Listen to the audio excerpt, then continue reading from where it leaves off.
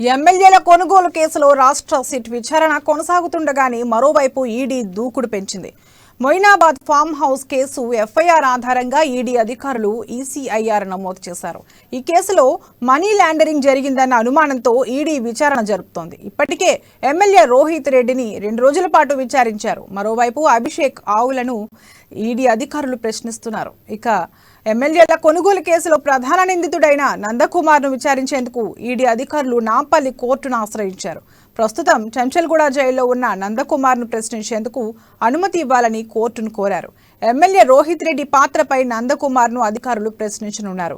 ఇదిలా ఉంటే ఇప్పటికే రోహిత్ రెడ్డిని విచారించిన ఈడీ ఆయన బ్యాంకు లావాదేవీలతో పాటు కుటుంబ సభ్యుల బ్యాంకు అకౌంట్లను ఈడీ అధికారులు పరిశీలించారు. ఈ నెల 27న మరోసారి విచారణకు హాజరు కావాలని రోహిత్ రెడ్డికి చెప్పారు.